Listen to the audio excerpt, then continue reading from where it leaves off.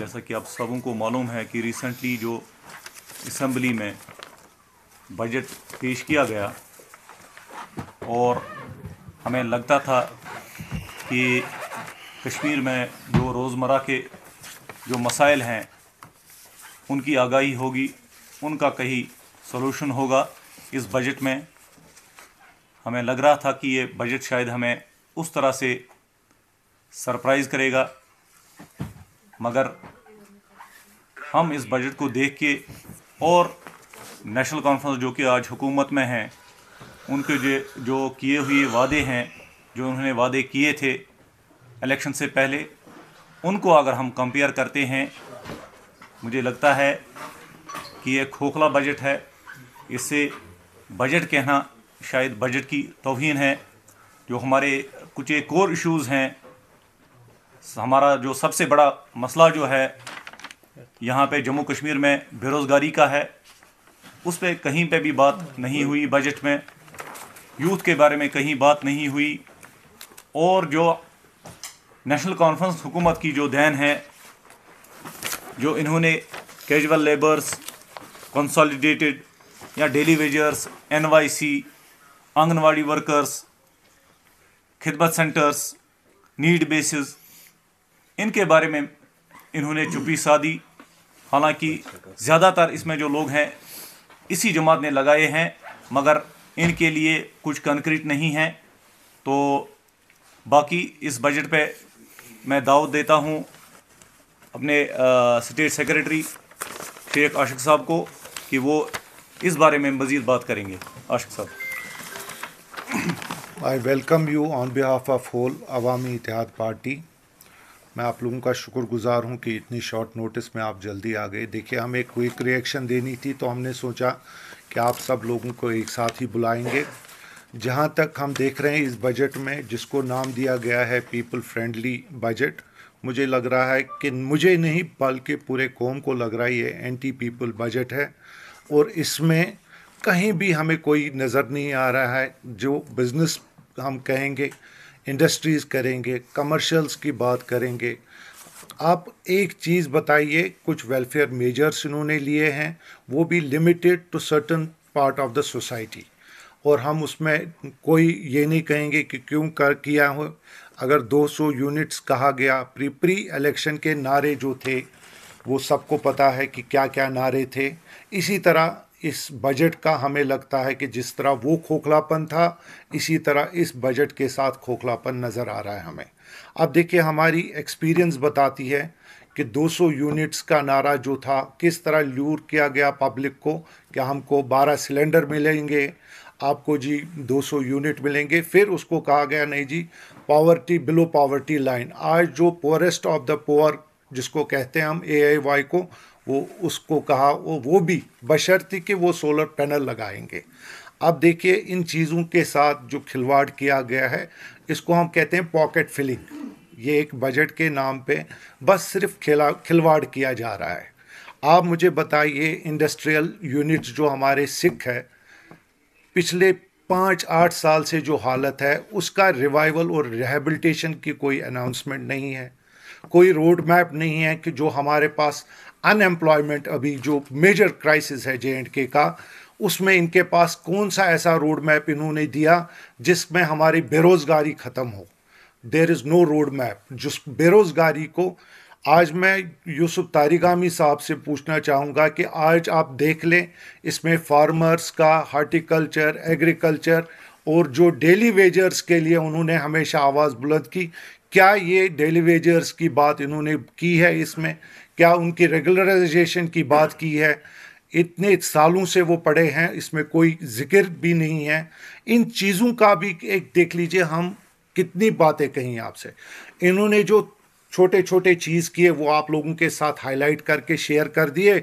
और मेजरली जो बड़ी चीज़ है, आप 10 रुपये मेरे ऊपर वाले पॉकेट से डालेंगे, 100 रुपये नीचे वाले पॉकेट से चले जाएंगे, क्योंकि छेद बढ़ा कर दिया। पेट्रोल के उन्होंने प्रपोज किया 1 रुपया J&K में बढ़ाएंगे, 2 रुपया डीजल का।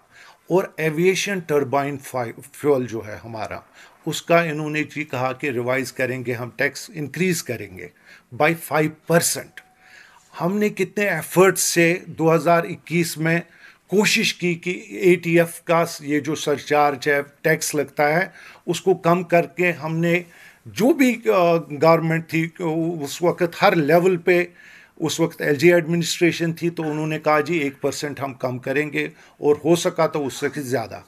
आज के डेट में अब सबस्टांशियल इंक्रीज इन्होंने प्रपोज किया है 5%।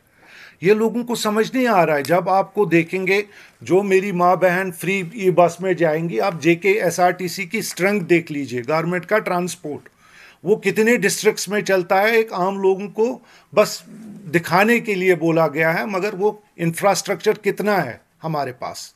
तो एक लिमिटेड एक्सेस दिया गया, जबकि लोगों के लाखों में लोग हैं, मगर एक्सेस कुछ लोगों को मिल जाएगा। मगर फ्री के नाम पे जहां आपको पेट्रोल में प्राइस बढ़ेगा, डीजल में बढ़ेगा, यानी कि महंगाई उरूज पे आ जाएगी। जो चीज़ आपको 10 का होगा वो 12 में होगा, जो 1000 में वो 1200 रुपये में आ जाएगा। क्योंकि हर चीज़ जब महंगा हो जाएगा, हमारे टूर एंड ट्रैवल जो अभी काम करते हैं, एविएशन टर्बाइन फ्यूल का सरचार्ज जब बढ़ जाएगा 5% से, तो वो कोई जेब से नहीं देता है, वो सारा चीज़ इन चीज़ों पे आ जाता है। तो ऐसे चीज़ों को नज़र में रख के आप मुझे बताइए कि हमारे पास कौन सा ऐसा चीज़ है जो हम बता सकते हैं। हमारे इंडस्ट्रीज़ जो कि एलोकेशन, आपने देखा जब इंडस्ट्रीज़ पॉलिसी अनाउंस हुई, तो हमारे जो भी छोटे छोटे पढ़े लिखे लड़के लड़कियां हैं, उन्होंने पॉलिसी के लिए किया, अप्लाई किया, एलोकेशन हुए, पैसे भी भरे, किसी ने लोन लिया। आज उनको अभी भी वो एलोकेशन और position of land industrial estates में नहीं मिल रहा है। उसके लिए अभी उन्होंने डेवलपमेंट की बात की है, मगर रोड मैप अगर हम देखेंगे, देखिए मिशन यूथ जो था, उस मिशन यूथ के लिए कितना मेहनत पीछे थी। वो मिशन यूथ आज मेरे ख्याल से आप इनको देखना है कि हमें कैसे बेरोज़गार नौजवानों को टैप करना है, या तो नौकरियां जो जिसका कोई जिक्र नहीं है। और इन सब चीज़ों को आप देखें, एक एक चीज़ मैं आपको ये बताऊंगा।